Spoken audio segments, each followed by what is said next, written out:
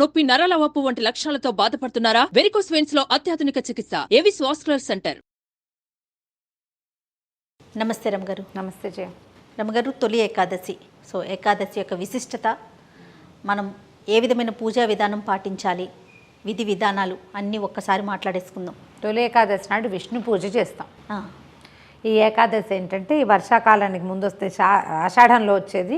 ఇదే మొదటి ఏకాదశిగా భావించి తొలి ఏకాదశి అని చెప్పుకుంటాం. ఏకంటే అసలు పాయింట్ ఏంటంటే దేవసేని ఏకాదశి, హరిసేని కూడా అంటారు. ఆయన పడుకుంటాడు, విష్ణుమూర్తి పడుకుని 4 నెలల పాటు యోగ నిద్రలో ఉంటాడు స్వామి అని చెప్తారు. వారికి ఒక్క రోజు కింద లెక్క కదా రమగారు, అంతేనా? ఒక నిద్ర మన ఒక నిద్ర లాగానే ఈ 4 నెలలు ఆయన పడుకుంటాడు. ఈ పడుకునే 4 నెలల పాటు ఆయన్ని ప్రశాంతంగా నిద్రపోనివ్వాలి. ఆయన సమయమైన ఏకాదశి ఆయనకి అత్యంత ప్రీతిపాత్రమైనది ఏకాదశి తిథి. ఈయన ఒకప్పుడు మురాసురుడు అనే ఒక రాక్షసుడితోటి యుద్ధం చేశాడు విష్ణువు. అది వాడేమో బ్రహ్మవర ప్రసాది. దాంతో యుద్ధం తెమల్ల చాలా అలసిపోయాడట. అలసిపోయి ఒక గుహలోకి ప్రవేశించి ఆ యుద్ధం నుంచి విశ్రమించాడు, పడుకున్నాడు. పడుకునేసరికల్లా మురాసురుడు లోపలికి ప్రవేశించి స్వామి మీద, పడుకున్న స్వామి మీదే పడబోయాడు. పడపోతే ఆయనలోంచి, ఆయన నిద్రలోంచి ఒక స్త్రీ శక్తి బయటకు వచ్చి మురాసురుణ్ణి సంహరించింది. ఒక స్త్రీ రూపం వచ్చింది ఆయన తేజస్సులోంచి. వచ్చినది ఎలా అంటే ఇలా ఒక తెరలాగా బయటకు వచ్చిందనమాట. ఆ వచ్చిన స్వరూపాన్ని చూసి ఆయన సంతోషించాడు. విష్ణు పుత్రిక ఆవిడే. ఆమె ఆ రోజు ఈ ఏకాదశి తిథి, బహుశా ఆ ఏకాదశి అని ఆమెకి పేరు పెట్టారు. ఆమెకి నీ తాలూకు అంకె ఉన్న తిథి రోజున నన్ను పూజించిన వాడు నాకు అత్యంత ప్రీతిపాత్రుడవుతాడు, నువ్వంటే నాకు ఎంత ఇష్టమో వాడు నాకు అంత ప్రీతిపాత్రుడవుతాడని ఆమెకు వరం ఇచ్చాడు. ఆ విష్ణువులోంచి వచ్చినటువంటి స్వరూపం అవటం వల్ల ఏకాదశి తిథి అత్యంత పవిత్రమైనది. అందుకని అప్పటి నుంచి ఇది కృతయుగంలో జరిగింది. నాకు ప్రీతిపాత్రమైన తిథి ఆ రోజు 11వ రోజు అవ్వటము, ఆ స్వరూపానికి ఆ పేరు ఇచ్చారనమాట. 11వ తిథి అది, ఆమెకి ఆ పేరు ఇచ్చారు. అయితే ఈ మురాసురుడు బియ్యంలో దాక్కున్నాడట. ఏకాదశి సంహరించే సమయంలో బియ్యంలో దాగాడు. అప్పుడు ఆమె సంహరించే సమయానికి ఆ బియ్యంలో దాగాడు కాబట్టి బియ్యం తినకూడదు ఏకాదశి నాడు అని పెట్టారు నియమం. ఓకే, అన్నం తినకూడదు అని. ఆ ఒక్కరోజు అన్నం తినద్దు. అన్నం తినకుండా ఉంటే విష్ణువుకి ప్రీతిపాత్రులు అవుతారు వాళ్ళు. ఏకాదశి నాడు విష్ణువు కొరకు ఎవడైతే ఉపవాసం చేస్తాడో మరుసటి రోజు పొద్దున ద్వాదశి నాడు పారణ చేయటం. పారణ అంటే ఆహారం స్వీకారం చేయటం. దాని మీద మనం అంబరీషోపాఖ్యానం కూడా చెప్పుకున్నాం కదా. ఈ మర్నాడు ద్వాదశి పారణ చేసి దీనికి ఒక కథలు కూడా చెప్తారనమాట. ఏకాదశి నాడు మనము విష్ణు స్మరణ మానకూడదు, ఆహారం మానేయాలి. అన్నం మానేసి తద్భిన్నంగా ఏదైనా తీసుకోవచ్చు. ఇది రోగులు, వృద్ధులు, బాలింతలు, చిన్నపిల్లలు, తర్వాత ఏదైనా ఉండలేని నీరసంగా అయిపోయే ప్రాణులు, వీళ్ళంతా అన్నానికి భిన్నంగా ఏదైనా తీసుకోవచ్చు. కొంతమంది జలాహారమే తీసుకుంటారు. నా లెక్క నీకు తెలిసిందే కదా, 4 అరటిపళ్ళు, 4 గ్లాసుల మంచినీళ్ళతోటే ఉంటాను నేను. ఒక్కొక్కళ్ళు ఒక్కొక్క రకం ఉండి ద్వాదశి నాడు పొద్దున్నే వంట చేసుకోవటం, విష్ణు పూజ చేయటం, ఎవరైనా ఒక అతిథికి భోజనం పెట్టి మనం భోజనం చేయటం. ఏకాదశి నాడు పడుకోరు, ద్వాదశి నాటి పగలు నిద్రపోకూడదు. ఈ నియమాన్ని పాటించేవాళ్ళు తొలి కాలం నుంచి. అయితే ఈ ఏకాదశి నాడు జొన్న పేలాలు వేయించి ఆ పేలాల పిండి తినాలంటారు.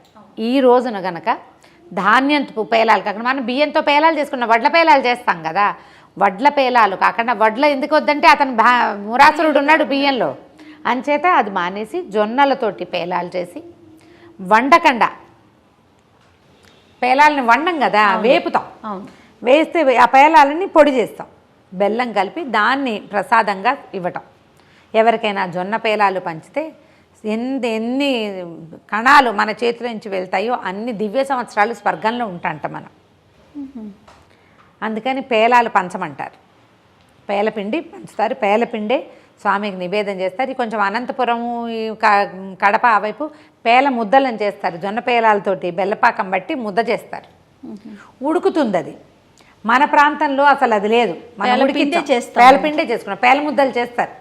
పేలాలతోటి ముద్దలు చేస్తారు. మా కింద ఉండే పద్మగారి పేల ముద్దలని పట్టుకొచ్చి ఇచ్చేవారు. ఆ జొన్న ఎప్పటికీ ఉడకదు, ఎన్ని గంటలు ఉడుకుతుందో. దానిని విష్ణువుకి నివేదన చేస్తారు. మామూలుగా విష్ణు నివేదన అంటే మనం ఏం చేస్తాం, అన్నం పెడతాం స్వామికి కదా, పాయసము పులిహార అవన్నీ పెడతాం. ఈ రోజున పెట్టడానికి వీల్లేదు, ఓకే, బియ్యం వాడకూడదు కదా, మురాసురుడు ఉన్నాడు కాబట్టి. అందుకని జొన్న పేలాలతోటి చేసేవాళ్ళు. మనం సంవత్సరం అంతా ఉపవాసాలు ఉండము, ఏమి చేయం. అవును. కనీసం తొలేకాదశి నాడైనా ఉపవాసం ఉంటే ఏడాది మొత్తం ఉపవాసం చేసిన ఫలితం లభిస్తుంది. పైగా ఈ సీజను, ఈ 4 నెలలు అనారోగ్యాలు వచ్చే సీజన్, యమదంశాలుగా చెప్పబడతాయి. ఇక రాకపోయే కార్తీకంలో మార్గశిరంలో అవన్నీ యముడి కోరలు అని చెప్పుకుంటాం కదా, వాటికి నాంది ఇది. వర్షానికి ముందు తొలకరి జల్లులు పడిపోతూ ఉంటాయి. ఇప్పటి నుంచే కనుక మనకి ఉపవాసం చేసే అలవాటు ఉంటే పొట్ట క్లీన్ అవుతుంది. ఓకే, మనం రోజువారీ తినే పదార్థాలన్నిటినీ వర్జించేసాం కదా, పొట్ట ఖాళీగా ఉంటుంది. 15 రోజులకు ఒకసారి పొట్ట ఖాళీగా ఉంచే విధానం చేస్తే ఆరోగ్యం కదా. ఈ ఆరోగ్యం కోసం ఈ తొలి ఏకాదశి నుంచి మొదలు పెట్టుకుని చాతుర్మాస్యం చేసుకుంటాం. 4 నెలలు చేస్తారు, కొంతమంది చేస్తారు. పెద్దవాళ్ళు ఇళ్లలో అలవాటు ఉన్నవాళ్ళు, వాళ్ళకి ఆ ఎత్తులు, తర్వాత మఠాలకి పీఠాలకి వెళ్ళే అలవాటు ఉన్నవాళ్ళు, కొన్ని దేవాలయాల్లో అనుబంధంగా ప్రత్యేక పనిచేసేవాళ్ళు, వాళ్ళంతా వాళ్ళు దీక్షలు వహిస్తారు. మామూలు మనబోటి వాళ్ళం, రోజువారీది రకరకాల వ్యవహారాల్లో ఉండేవాళ్ళు, రెక్కాడితే కానీ డొక్కాడని వాళ్ళు, రోజు పనిచేస్తే కానీ కుదరని వాళ్ళు, రోజు అన్నం మానేసుకుని ఎక్కడుంటాం అలా అనిపిస్తుంది. డైటింగ్ లాగా చేయొద్దాము మరి, కనీసం డైటింగ్ లాగా చేయొచ్చు కదా. విష్ణువుని ధ్యానించడం, ఈ సమయంలో విష్ణు సహస్రనామ పారాయణ చేయటం ఏకాదశి నాడు చేస్తే ఆ రోజున మనకి ఇదేంటంటే తిథిలో ఏముంది అనిపిస్తుంది. తిథులు ఎలా చెప్తాం మనం, సూర్యగమనాన్ని బట్టి కదా. ఈ ఏకాదశి నాడు ఉండేటువంటి సూర్యమండలాంతర్గతుడైన నారాయణమూర్తి మనం అడిగింది వింటాడు. ఈ తిథి గొప్పతనం, ఆ సమయంలో సూర్యుడి కిరణాలు నేలకి తాకే లక్షణం ఏంటంటే వినే లక్షణంతో ఉంటుంది. నువ్వు సహస్రనామ పారాయణ చేయి, వింటాడు భగవంతుడు. మనకి అది ఉంది కదా. ఇప్పుడు చూడు, సూర్యమండలం ఒక్కొక్కసారి భూమికి దగ్గరగా ఉంటుంది, ఇవాళ పాజిటివ్గా ఉంది, మనం ఎన్నున్నాయి మనకు అవన్నీ ఉన్నాయా, వాటిలో ఇదొక పాయింట్. ఓకే, అందుకని ఉపవాసం చేయలేకపోతే పగలు ఏదైనా టిఫిన్ తిను, కనీసం రాత్రి ఏవో 4 పళ్ళు తిను, పొద్దునోసారి సాయంత్రం ఒకసారి విష్ణు సహస్రనామ పారాయణ చేయి.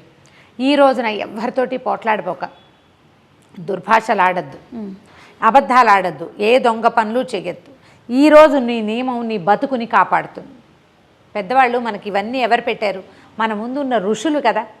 వాళ్ళు ఏమిటంటే దీర్ఘదర్శులు, ముందు కాలాన్ని చూడగలిగేవాళ్ళు. ముందు కలియుగం బాగా బలిసిన కొందికి ప్రజలు ఇలాగేమి దేవుడు ఇది లేకుండా అయిపోతారని ఇలాంటి గట్టి నియమాలు ఏర్పరిచారు. కనీసం ఈ ఒక రోజైనా చెయ్యి అని. ఏకాదశి నియమాన్ని కనుక మనం తొలి ఏకాదశి నాడు మొదలు పెట్టుకుంటే ఈ తొలి ఏకాదశి నుంచి ఈ 4 నెలలు చేయొచ్చు.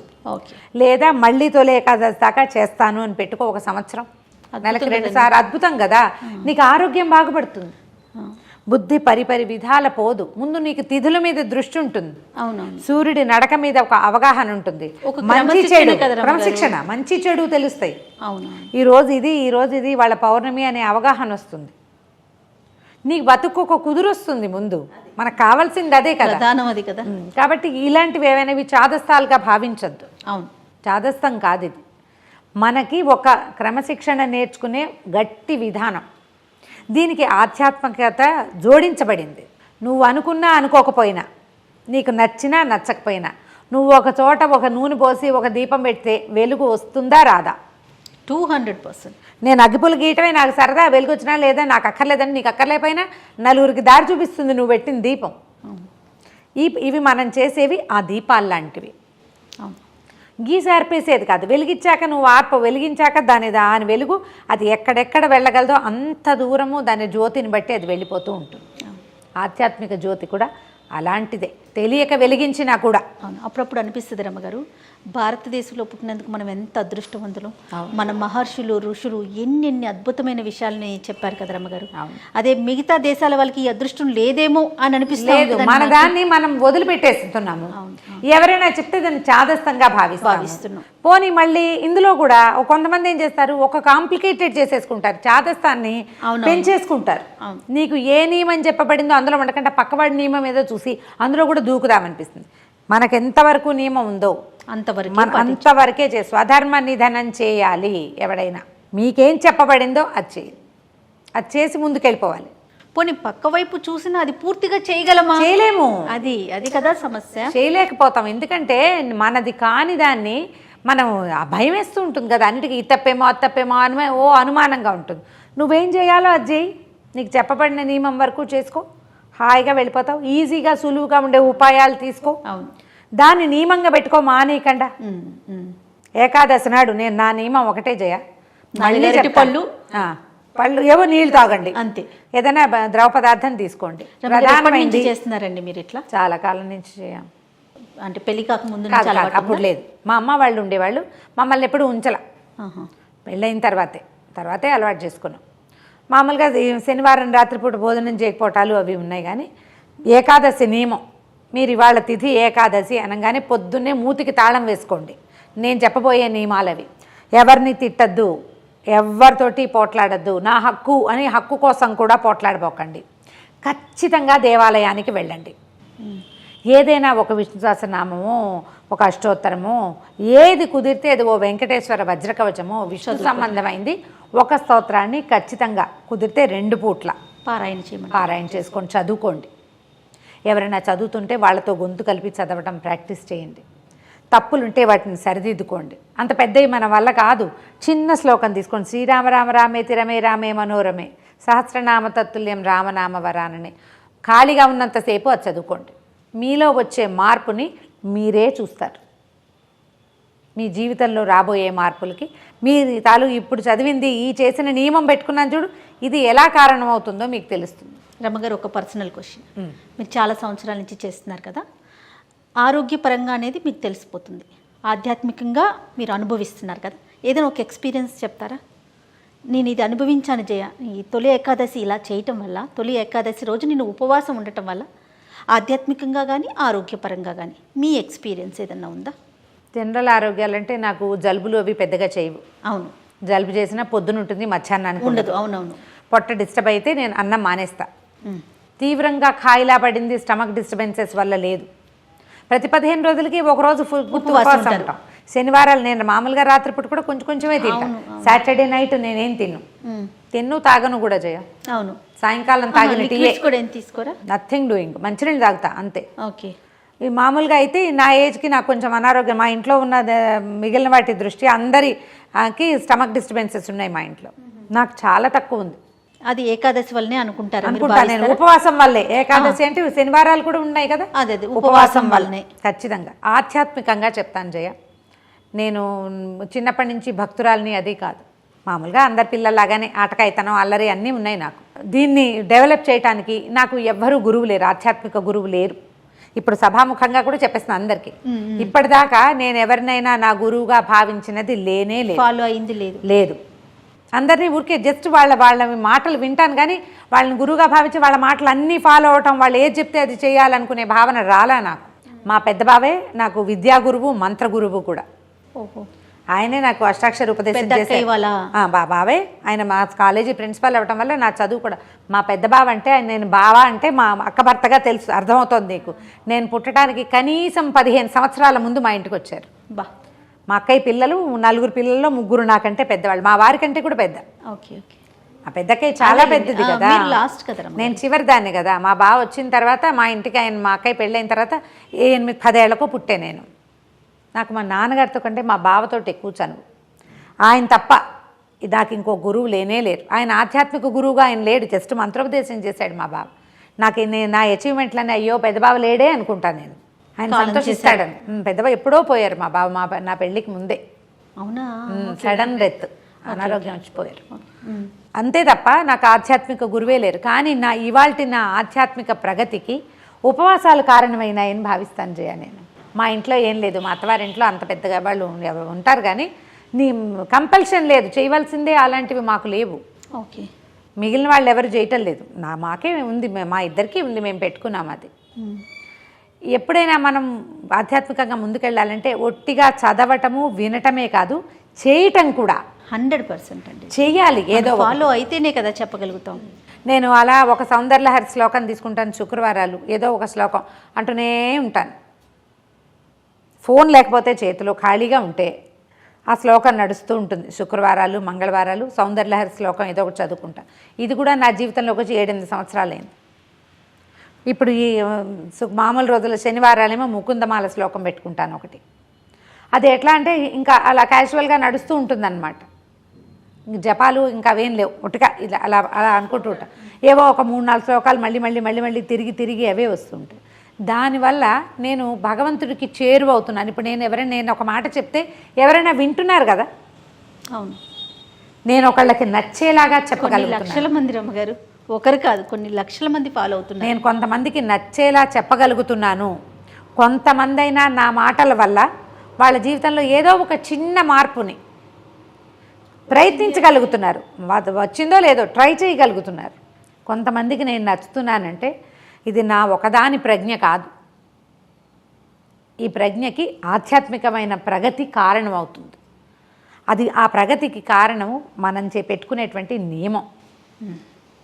ఆ నియమాలు వీటి వల్ల వస్తాయి. ఈ నియమం నువ్వో ఏర్పరిచింది కాదు, మన ముందున్న ఋషులు. దాన్ని పాటించడమే ముఖ్యం. అంతే. మనం చెప్పే కదా, చదవడం వినడం కాదు, చెయ్యటం అనేది చాలా ప్రధానమైనది. అందులో ఇలాంటి ఏకాదశి అవి నియమాలు ఉంచుకోవాలి. నేను ద్వాదశి నాడు ఇక్కడికి వస్తే పొద్దునే అన్నం తినేసి వచ్చా అని చెప్తా కదా. అవునండి. ద్వాదశి రోజు పొద్దున్న 9 గంటలకల్లా వంట అయిపోతుంది, మా పూజ అయిపోతుంది, భోజనం చేస్తాం. ఇందులో మైలా కొన్ని కుదిరినవి చేస్తాను, కొన్ని కుదరనివి చేయను. ఈ రోజుల్లో మన అపార్ట్మెంట్లలో కుదిరినంత పద్ధతులు, పథకాలకు నా లెక్క అయితే నియమమే ముఖ్యం. ఏకాదశి నియమం పెట్టుకుని చూడండి, తప్పకుండా. ఇది ఆరోగ్యానికి ఎలా ప్లస్ అవుతుందో మీరు ఎవరిది వాళ్ళకి వచ్చింది నాకు రాలేదనుకోవద్దు. వాళ్ళకి ఏదో ఒకటి వస్తుంది, నీకు ఇంకోటి వస్తుంది. నమస్తే. సుమన్ టీవీలో మీ పర్సనల్ అండ్ బిజినెస్ ప్రమోషన్స్ కోసం కింది నెంబర్కి కాంటాక్ట్ చేయండి.